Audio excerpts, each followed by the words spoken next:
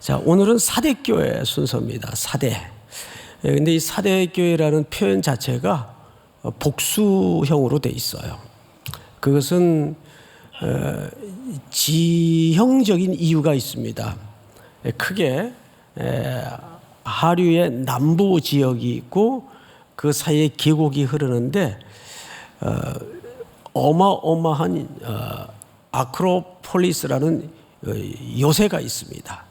그 요새를 보통 그 시대에도 난공불락의 철옹성이다, 천연의 요새입니다. 그 안쪽에 사대라는 지역이 턱 위치해 있어요.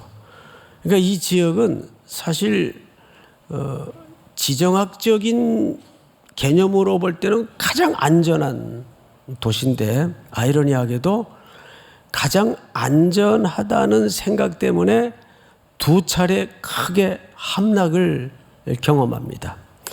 일단 이 도시를 알아야 그래서 오늘 사대교회를 향한 질책 속에 이런 표현을 쓰셨구나, 이제 그 의미를 알 수 있습니다. 그래서 먼저 이 도시에 대해서 설명을 좀 드리겠습니다. 첫째, 과거 그 리디아 왕국이라고 있었어요. 그 리디아는 범주가 굉장히 넓은 지역이었습니다. 그 리디아 왕국의 실질적인 수도였습니다. 그 사대는 소아시아 7도시 가운데 가장 오래된 고대 도시이기도 하죠. 근데 이 특징이 뭐냐면 여기 금광이 있습니다. 금광이 있다 보니까 흐르는 강에도 그 강에서 발굴되는 금을 뭐라 그래요? 사금. 사금이 어마어마하게 깔려 있습니다. 그러니까 이 지역을 주변에서 노리겠습니까? 안 노리겠습니까? 많은 외세의 널름됨과 침공과 공격이 있었습니다. 그런데도 버텨낼 수 있었던 게 이 도시가 병풍처럼 둘러싸고 있는 그 천연의 요새라는 지형 때문입니다. 그래서 그 당시 어떤 말까지 있었는가 하면 그 아크로폴리스를 난공불락이라고 동의어로 생각을 했는데, 무슨 어려운 일에 도전을 하면 이렇게 쓰곤 했어요. 아크로폴리스를 점령하는 게 더 쉬울 것 같다.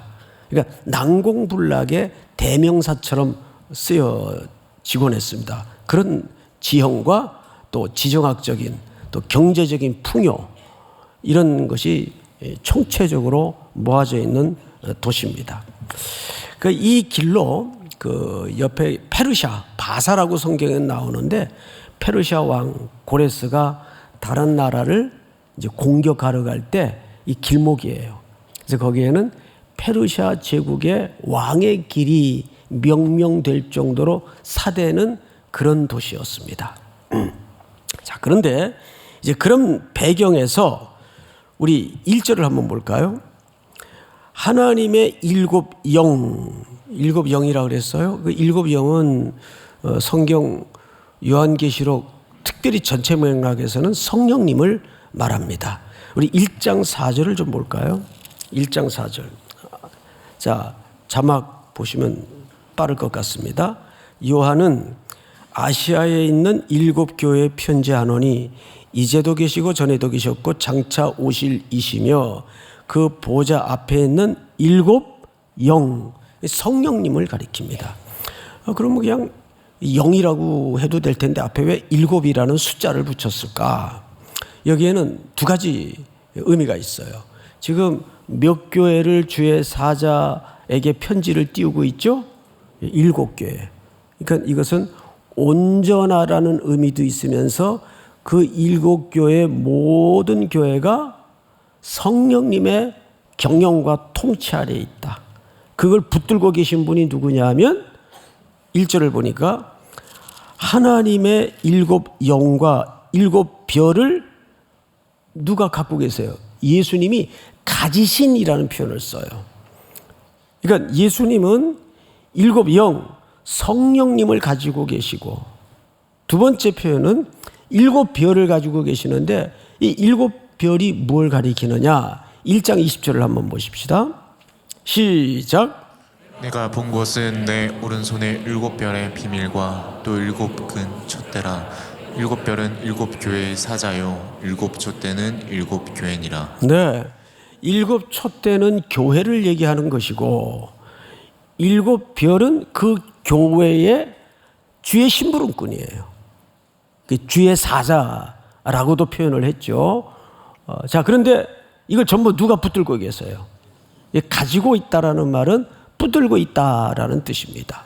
자, 그러면 왜 성령님을 표현했고 또 주의 사자에 해당하는 일곱 별을 예수 그리스도에 대한 호칭으로 묘사했을까? 자, 그럼 우선 역할을 알아야 됩니다. 성령님의 역할은 뭡니까? 요한복음 6장에 보면 성령님의 역할을 이렇게 소개했어요. 살리는 것은 영이니 육은 무익하니라. 내가 너희에게 이른 말은 영이요 또 뭐라? 생명이라. 그러니까 성령님은 우리에게 두 가지 역할을 해주세요. 죽었던 것을 살려내시고 또 하나는 생명을 부여하시는 겁니다. 믿습니까? 자, 그래서 이 묘사를 볼 때 왜 예수 그리스도께서 성령을 가지고 계신다는 표현을 썼는지 조금씩 그 뜻을 이해할 수 있는데 한 군데만 더 확인하죠. 창세기 1장 한번 띄워주실까요? 땅이 혼돈하고 공허하며 흑암이 깊음 위에 있고 하나님의 영은 수면 위에 뭐 하시니라? 운행하신다는 말은 역사하신다 그 말이에요. 이 여기 하나님의 영은 창조 때부터 그 역사를 누구와 같이 하셨는가 하면 하나님과 같이 하셨어요. 그러니까 성령님의 역할은 첫째 살려내시고 생명을 부여하시고 세 번째는 운영하시고 경영하시고 통치하시고 역사하시는 분이세요.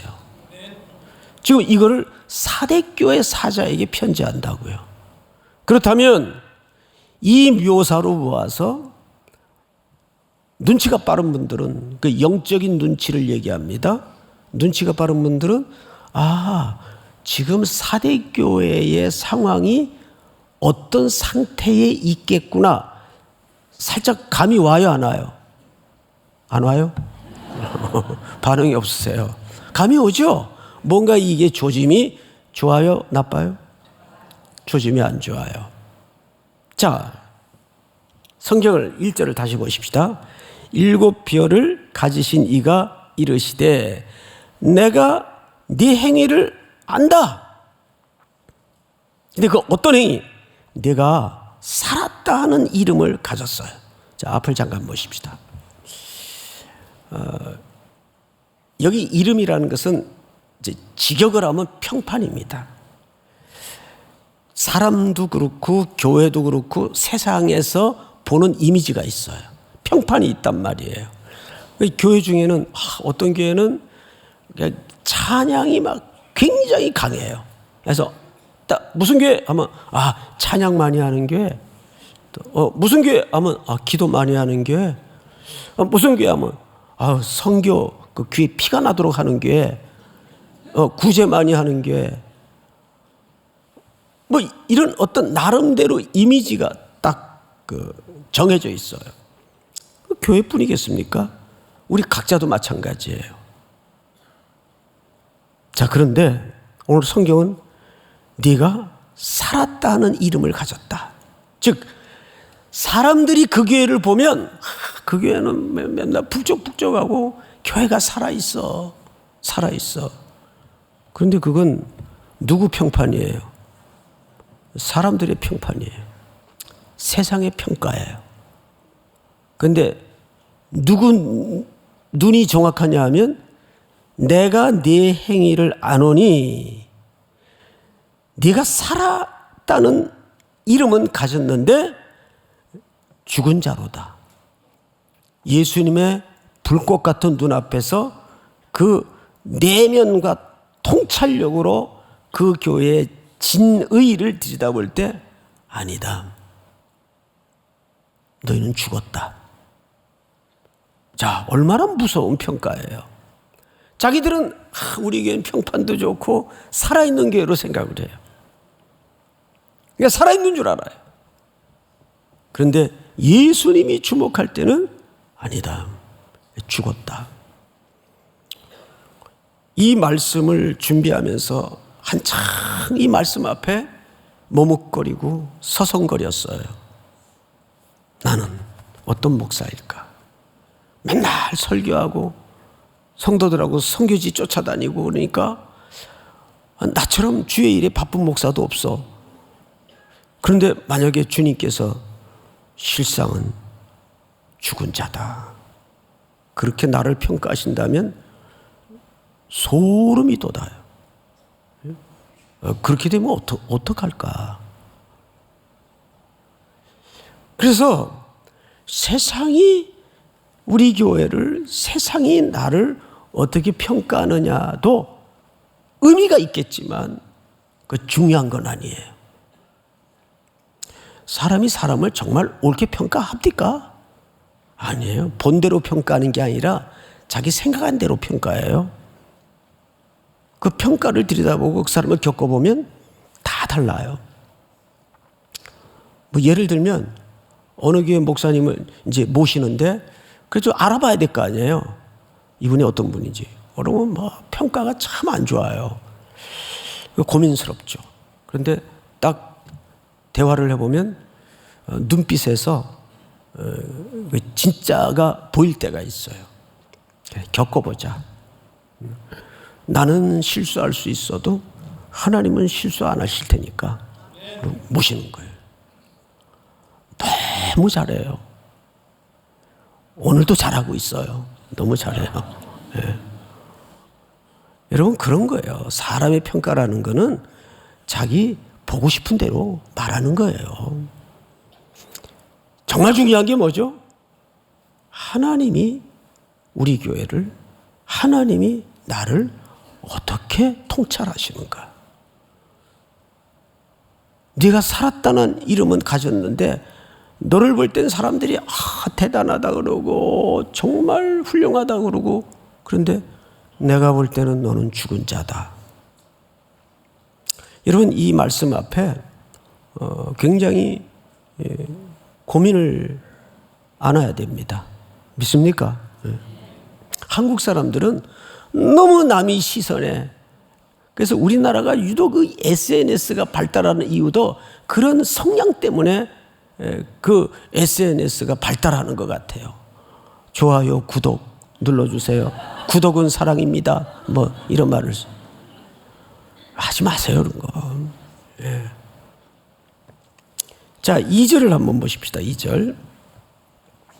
너는 일깨어, 일깨어라는 말은 깨어라는 말인데, 여러분, 일깨어라는 말로 봐서 이 교회가 지금 안고 있는 문제점이 뭐예요?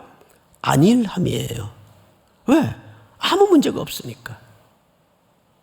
뭐 누가 문제 일으키는 사람도 없고, 또 문제에 봉착돼 있지도 않고, 또 문제에 둘러싸여 있지도 않아요. 근데 이게 진짜 위기인지 아세요?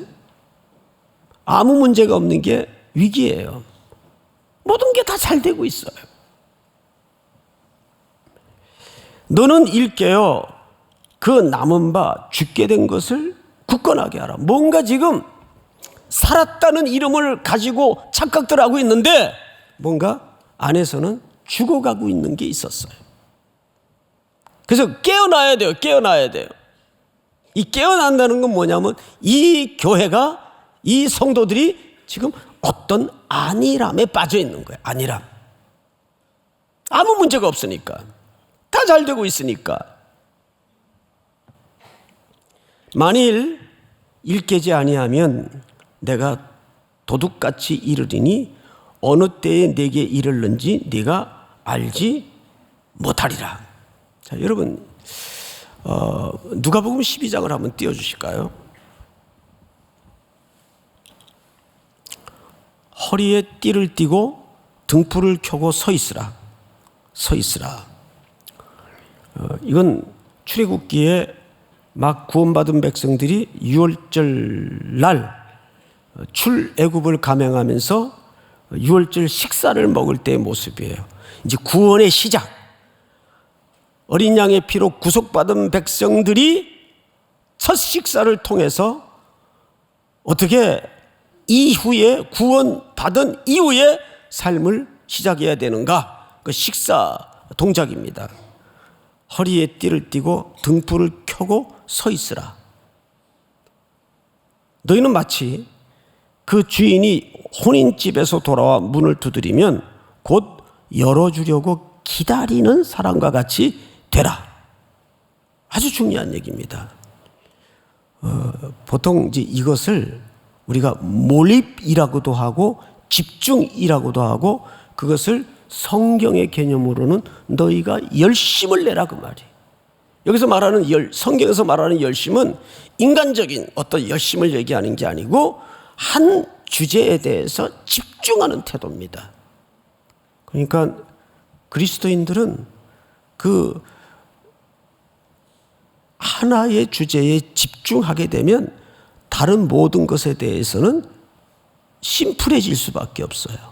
삶이 복잡해질 수가 없어요. 넌 어떻게 교회밖에 모르냐? 예, 교회밖에 몰라야 돼요. 하나님은 이 세상의 통치와 경영을 그리스도의 신부인 교회를 통해서 이루기를 원하십니다.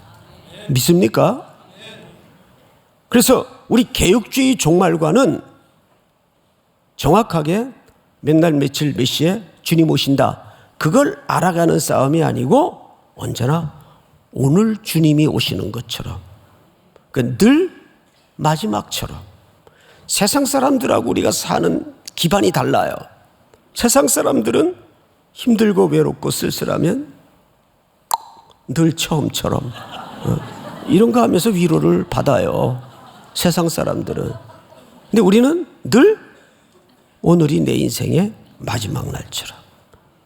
그렇게 살았던 인물이 에녹이지 않습니까? 60세인가 65세에 아들을 하나 낳죠. 무드셀라예요. 그 아들을 낳은 이후로부터 에녹은 동행하였다고 성경은 소개하고 있습니다. 그 동행의 이유가 뭘까요? 늘 오늘이 내 인생의 마지막 날처럼 살았다 그 말이에요. 방금 그 본문을 보시면 누가복음 12장에 너희는 마치 그 주인이 혼인집에서 돌아와 문을 두드리면 곧 열어주려고 기다리는 사람과 같이 되라. 여러분, 우리는 항상 현실에 기반한 삶이 아니라 뭔가를 정확하게 기다리는 사람의 태도를 가져야 됩니다. 믿습니까?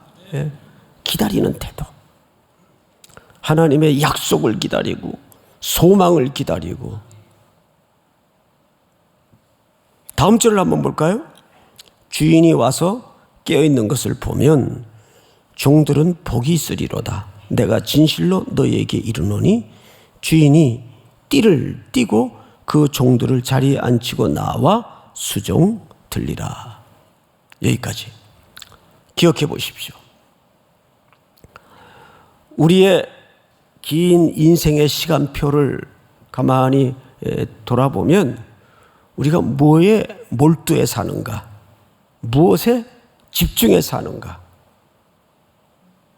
이 고민이 오늘 성경이 말하는 너희가 깨어 있어라. 그러니까 사대교회는 지금 뭔가 아무 문제도 안 일어나고 모든 게 다 마음 먹은 대로 돌아갈 수 있는 여유와 편안함이 있으니까 기다리는 태도가 있을 수 없어요. 그리고 안일함에 지금 빠져 있어요. 그리고 자기들은 주변에서도 살아있는 교회, 살아있는 성도라는 이름을 갖고 있어요. 평판을 가지고 있어요. 근데 주님의 정확한 눈을 피할 수 있나요? 내가 보니까 너희는 실상 죽은 자다. 얼마나 놀라울 일이에요. 그러면서 세 가지 처방을 냅니다. 그 세 가지 처방을 3절에서 이렇게 얘기하고 있어요. 그러므로 네가 어떻게 받았으며 어떻게 들었는지 생각하고, 첫 번째가 생각하라. 자, 저를 보세요. 여기서 말하는 생각하라는 것은 기억하라 그 말이에요. 너희가 복음을 받을 때 그 원초적 시간을, 원초적 복음을 기억하라. 무슨 뜻이에요? 기억하라는 말은 말씀의 본질로 다시 돌아가라. 믿습니까? 회복할 수 있는 길은 이 교회가 성령의 역사를 통해서 한국 교회가 살아나고 회복할 수 있는 길은 말씀을 다시 기억해서, 우리 선배들 130여 년 전 복음을 처음 받을 때에 칼라는 담백했습니다. 컬러풀하지 않았어요. 복음도 복잡하지 않았어요. 그냥 전해준 대로, 받은 대로 회개하고 부흥의 불씨를 지피고 그대로 믿었어요. 거기에 다른 해석을 붙이지 않았어요. 그러니까 순박했죠. 그러니까 여기서 말하는 것은 어떻게 받았으며 어떻게 들었는지 기억해라. 기억해라. 그 왜 기억하라고 할까요? 여러분, 지난주 금요일 날 우리 예배 드릴 때 야곱과 요셉의 두 아들 에브라임과 므낫세의 이야기를 좀 했어요. 야곱이 병이 드니까 요셉이 병문안을 두 아들을 데리고 왔습니다. 병든 몸을 온 힘을 다해 침상에서 일으킵니다. 그리고 그 두 요셉의 아들을 향해서 안수를 하는데, 안수의 내용이 뭐냐면 애굽이라는 현실에서 이제 얘들은 금수저예요. 앞으로 잘 될 일밖에 뭐 아무리 못해도 자리 하나는 없고 먹고 사는 데는 문제없는 애들이에요. 어쨌거나. 그런데 야곱이 긴 인생에 경험한 하나님을 통해서 알았죠. 그리고 그 축복 가운데 이런 축복을 해요. 나의 조상 아브라함의 하나님, 내 아버지 이삭의 하나님께서 나를 보호하셨고 기르셨고 흑암의 구렁이에서 나를 건지셨느니라. 그 하나님의 이름으로 두 손자에게 하나님의 복을 빌어요. 여러분, 우리가 이런 거죠. 어제도 70주년을 조촐하게 만찬을 선배님들 모시고 또 지나간 교역자님들 몇 분 모시고 나누었지만, 우리가 들었던 말씀이 그냥 들었던 말씀이면 그건 추억이 되고 기억밖에 안 돼요. 그런데 기억하라는 것은 왜 기억하라는 걸까요? 그것을 다음 세대와 미래로 흘려보내기 위해서입니다. 그러니까 우리가 정말 다음 세대를 위해서, 자녀들을 위해서 물려줄 것은 좋은 환경, 이것도 필요하겠지만 그 기억의 말씀이, 유산이 그들에게 이루어져야 됩니다.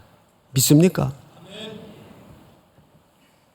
그래서 아브라함이 마지막으로 온 진액을 다 쏟아 하나님의 이름으로 영의 복을 그들이 누릴 수 있도록, 애굽의 그 복을 누리도록 하는 게 아니라 영적인 복을 누릴 수 있도록 간절히 축복을 하죠. 지금 이 안일함에 푹 잠들어 있는 사대교회는 그게 필요해요. 처음 복음이 들어와 이 도시를 흔들고 여러분들의 인생을 흔들었던 그 말씀을 기억하십시오. 생각하십시오. 두 번째 진단이 뭐냐면 지켜, 순종을 얘기합니다. 기억하라는 것은 순종하기 위해서 기억해야지 추억과 기억으로 머물기 위해서 기억하라는 말이 아니잖아요. 지켜라는 말은 순종을 강조하는 겁니다. 그리고 마지막에 어느 교회나 공통적으로 명했던 회개하라, 돌이키고 돌아와라. 이게 조건이 붙어요. 만일 그렇게 일깨지 아니하면 내가 도둑같이 이르리니 어느 때에 네게 이르는지 네가 알지 못하느니라. 이게 도둑같이라는 개념이 왜 등장할까요? 늘 오늘 주님이 나의 인생의 문을 놓고 하고 임재하시는 것처럼 그런 감각을 잃어버리지 말고 살라 그 말이에요. 어제 70주년 행사하면서 인사하시는 우리 선배님들이 그런 얘기 공통적으로 하시더라고요. 앞으로 새로운 70년 후에는 내가 여기 없겠지만 당연히 없죠. 네. 저도 없을 거고. 제가 70년 후에 있겠어요? 뭐 70년이 뭐야? 30년 안에 결판이 날 텐데 그 안에 예수님 오시면 대박이고. 네. 어느 원로 목사님은 노골적으로 지금 세상 돌아가는 걸로 봐서 30년 안에 주님 오실 것 같습니다. 뭐 그렇게까지 말하는 건 좀 지나친데, 근데 제가 그분의 참 존경하는 분인데, 저분은 참 그 재림에 대한, 다시 오실 주님에 대한 감각을 가지고 있구나. 그 훌륭한 태도죠. 이제 어르신이니까 이제 그런 표현을 쓰긴 하지만, 그러니까 여러분들이 그 감각을 가지고 그게 열심이에요. 집중하는 태도. 믿습니까? 돈도 너무 많이 벌지 마시고 적당히. 그 벌어놔야 그 뭐 천국에 싸들고 가겠어요. 그 있는 것도 다 쓰고 가세요. 쓰고 가세요. 어디 맡겨놔 봐야 그 엉뚱한 사람이 다 갖다 쓰지. 본인이 쓰는 돈은 몇 푼 안 돼요, 사실은. 또 돈 버는 사람들은 돈 버느라고 돈 쓸 시간이 없잖아요. 다른 사람들이 옆에서 다 갖다 쓰지. 이치라는 게 그렇게 되어 있습니다. 4절. 그러나 사대에 그 옷을 더럽히지 아니한 몇 명이 있다. 이 몇 명이라는 말은 사실 몇 이름이 있다, 그 뜻이에요. 숫자를 얘기하는 게 아니고 몇 이름이 있다. 흰 옷을 입고 나와 함께 다니리니 그들은 합당한 자인 영혼이라. 근데 놀랍게도 여기에 인정받는 흰 옷을 입기에 합당한 몇 사람이 있어요. 그 흰 옷이 뭐냐? 흰 옷은 전통적으로 고결한 도덕성과 신앙의 거룩성을 상징할 때 쓰는 표현이고 입는 옷입니다. 계시록 19장 20장까지 보면 성도들이 나중에 무슨 옷을 입고 있어요? 어린 양의 피로 씻음받은 거룩한 흰 옷을 입고 있어요. 또 천사들도 장로들도 흰 옷을 입고 있어요. 예수님이 변화산에서도 그 옷이 흰 옷처럼 눈부신 흰 색깔처럼 변했어요. 또 신부의 복장도 흰 옷입니다. 가장 고결한, 거기 합당한 자가 있단 말이에요. 그 옷을 입기에. 근데 여기 이런 표현을 주목해 보십시오. 흰 옷을 입고 나와 함께 다니리니. 자, 이것은 승리의 행진을 얘기합니다. 앞을 잠깐 보십시다. 로마 시대에 이제 황제가 나가서 전쟁의 진두지휘를 하고 승리를 하면 제일 앞에 황제가 서고 그 황제 앞에 높은 기봉을 들은, 그리고 그 위에는 향이 피워져서 향내가 나요. 그러면 저 길끝에서 승리의 병사들이 황제와 함께 행진에 들어오면 제일 먼저 시내 진동하는 게 그 냄새예요. 향내. 그 냄새를 연도의 시민들이 맡으면 와 하고 소리를 지르고 환호를 해요. 이기고 돌아온다. 그럼 그 앞에는 황제가 서고 그 뒤에는 황제와 치열하게 전쟁에서 피투성이가 되도록까지 목숨 걸고 함께했던 병사들이 뒤에 따라 들어오고 그 병사 끝에는 붙잡힌 포로들이 따라 들어와요. 그 행진을 얘기하는 거예요. 그래서 성도들의 행진이라는 노래 가사를 보면 이렇게 돼 있어요. 성도들이 행진할 때, 성도들이 행진할 때, 오 주여 나도 함께하도록 인도하여 주소서. 여기 보시면 오 주여 나도 함께하도록, 이 말은 나도 끼워주소서 그 말이에요. 우리가 그리스도의 공로로 전쟁에서 아무 싸운 것도 없고 싸울 수도 없었고 죽었던 자이고, 그런데 오로지 우리의 왕 대신 그리스도의 포로가 되어서 그 승리의 행렬에 우리는 낑겨진 사람들이에요. 우리 줄 서다가 그러잖아요. 돌아. 네? 근데 하루 종일 줄 서는 사람 그 앞에서 그걸 이제 새치기라 그러는데, 우리는 그 승리의 행렬에 영적으로 은혜를 입은 자들이에요. 그렇게 끼움을 받은 자들이에요. 그리스도 왕, 이 정확한 개념이 끼워진 존재들. 여기 다닌다는 말은 그 은혜로 우리가 승리의 행렬에 함께할 것이다. 유명한 장군과 함께 전쟁을 치러온 것도 병사들에게는 대단히 영광스러움일 텐데, 2차 세계대전 때 유명한 전차의 명장 패튼 장군이라고 있었어요. 전쟁이 승리로 끝난 다음에 부하들에게 자네들에게 어떤 보상을 할까? 그러자 병사 하나가 우리가 그 전쟁에서 패튼과 함께 했던 것이 최고의 포상이고 영광이었습니다. 그 정도는 돼야 되지 않아요? 예? 패튼, 당신과 함께 했던 것이 내 인생의 최고의 명예였습니다. 믿습니까? 바울은 마지막 유작이 될 줄도 모른 채 감옥에서 글을 하나 쓰죠. 그 당시 바울은 이제 사형은 언도돼 있고 집행만 남겨두었을 때입니다. 온 세상의 권력의 총아, 황제의 법정에서 내려진 판결입니다. 너는 사형. 이게 세상의 평가였어요. 누구도 그 평가를 뒤집지 못합니다. 왜? 황제의 판결 이전에 신의 판결이었기 때문에. 한 사람이 뒤집어요.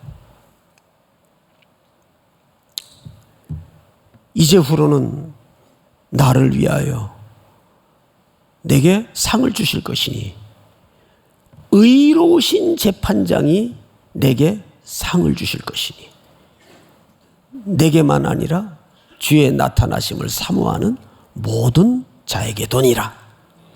사도 바울이 초라한 감옥에서 그 세상의 초라한 판결을, 최고의 권력자가 내린 판결을 뒤집습니다. 아니다. 이것이 최종적인 평가가 아니다. 내게는 더 궁극적이고 더 영원한 하나님의 평가가 아직 남아있다. 의로우신 재판장이라는 표현을 씁니다. 믿습니까? 적어도 우리가 믿음이라면 그 정도 믿음을 고백해야죠. 그자만이 하나님께서 함께 다니도록 끼워주시는 자들입니다. 자, 마지막으로 5절을 다 같이 한번 읽겠습니다. 시작.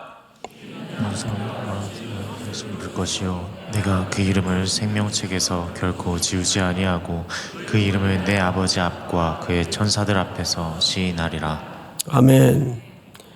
이기다. 뭐 어떤 이제 사전을 보니까 이게 니카오라는 말인데, 니케, 나이키라는 말이 여기서 유래가 되었다 그래요. 이 나이키라는 말이 이기는 자. 그냥 뭐 팁으로 그냥 알고 계세요. 이게 중요한 의미는 아니니까. 이기는 자는 이와 같이 흰 옷을 입을 것이요. 성도들의 고결한 상태를 내가 그 이름을 생명책에서 지우지 아니하고, 여기 생명책은 마지막 심판의 자리에서 지우지 아니하고 그 이름을 내 아버지 앞과 그의 천사들 앞에서 인정하리라. 시인한다는 말은 인정하리라.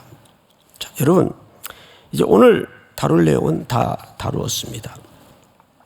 그러면 여기 예수님이 안다 그랬어요. 기름을 허겁지겁 준비해 막 뒤늦게 들어와서 문을 두들겨 했더니 안에서 아주 냉혹한 찬바람이 있는 소리가 나옵니다. 주여 주여 문을 좀 열어주세요. 뭐라 그러지 안에서 주인이 내가 너를 알지 못한다. 신앙은 이 알미 아주 중요해요. 알면 관계를 얘기하는 거거든요. 달란트 비유도 보면 세 종에게 5, 2, 1를 맡기고 갔어요. 하나 맡은 종은 그걸 아무것도 안 하고 땅 밑에 감추었다가 1달란트 원금 그대로 딸랑 들고 와서 주인이 너 왜 이렇게 했니? 그랬더니 이런 얘기를 해요. 주인은 굳은 사람이라. 잔인하다 그 말이에요. 굳다는 말은 잔인한 사람이라. 심지 않은 데서 거두고 해치지 않는 데서 모으는 줄을, 뿌리지 않는 데서 모으는 줄을 내가 알았으므로. 이 알미 제대로 알은 겁니까? 잘못 알은 겁니까? 이건 잘못 알은 거예요. 주인이 누군지 모르는 거예요. 어떤 사람인지. 그럼 나머지 2 종은 주인을 제대로 알았나? 제대로 알았죠. 여러분 5달란트는 얼마나 큰 가치냐면 1달란트가 6,000데나리온이에요. 노동자가 20년 동안 벌어서 모아야 가능한 액수입니다. 그런데 5달란트를 맡겼다는 것은 어마어마한 액수를 맡겼다는 거예요. 그럼 주인은 떠나버렸어요. 그러면 이거 뭘 하라는 거냐 이거 도대체. 이거 뭐 어떡하냐 이 큰 돈을 말아먹을 수도 없고. 근데 성경은 정확하게 뭐라 그래요? 바로 가서 장사했다 그랬어요. 바로 가서 2달란트 맡은 정도 그와 같이 하여. 그 사람도 바로 가서 장사했다고 말이에요. 그러면 망설임 없이 주저없이 바로 가서 뭘 했다고요? 장사했어요. 그럼 물어봅시다. 장사라는 것은 해보니까 늘 남아요? 늘 대박이 납니까? 뭐 대박 날 수도 있겠고 대체적으로 말아먹고 손해보고 쪽박차고 하는 경우가 비일비재해요. 예? 그러면 그 리스크를 이 종들은 몰랐을까요? 왜 몰라요? 나 밑에 있으면서. 그런데 바로 가서 장사했다는 건 누구의 의중을 정확히 알고 있었다는 얘기일까요? 그렇죠. 주인은 장사를, 비즈니스를 원하는 사람이다. 이 알면 막 받아쓰기 해가지고 알아지는 지식일까요? 오랜 세월 주인한테 꿈밤도 맞아보고 또 시시콜콜한 문제 가지고 서로 낄낄거리고 웃기기도 하고 이렇게 교제와 섞어진 인생의 시간표 속에서 주인은 장사를 원하는 분이다. 이걸 안 거예요. 알미라는 것은 단순히 지식이나 정보 차원의 알미 아니고 우리가 그리스도와 함께 얼마나 깊이 사귐이 있느냐. 우리를 구속하신 이유도 뭐죠?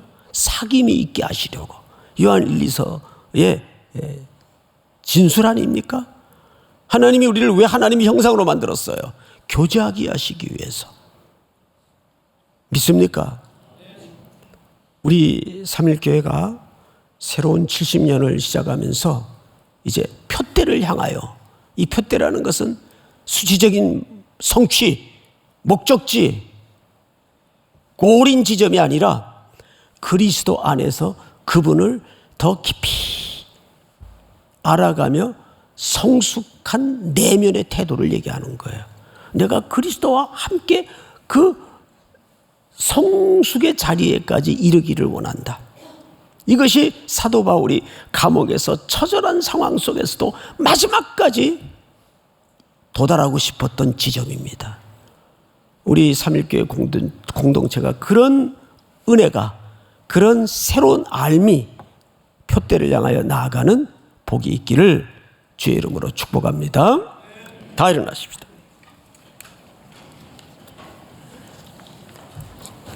어두운 밤 물리쳐내고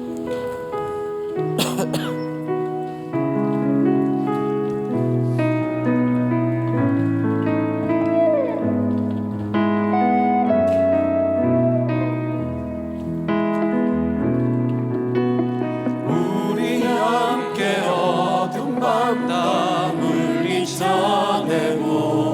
우리 주님 오실 아침을 같이 맞이합시다. 길이 참고 견딘 삶 주가 기억하시리. 그가 보이실 영광 중에 우리 나타나리라. 우리 함께 어둠 밤, 우리 함께 어둠 밤 다 물리쳐내고 우리 주님 오실 아침을 같이 맞이합시다. 길이 참고 견딘 삶 그가 기억하시리.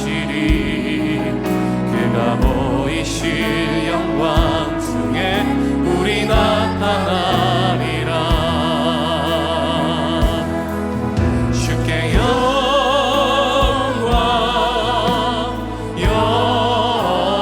영광 모든 찬양 받기 합당하시니 주께서 우리와 영원히 함께 하시리. 그의 부르심 따라 우리 함께 주를 노래합시다. 주께 영광 영광 모든 찬양 받기 합당하시니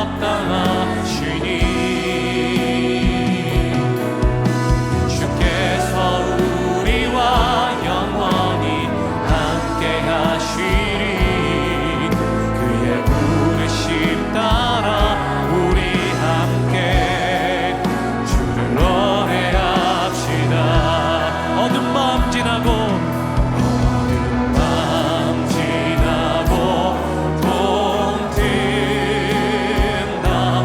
하나빛 보아라. 저비 주 예수의 나라 이 땅에 곧 오겠네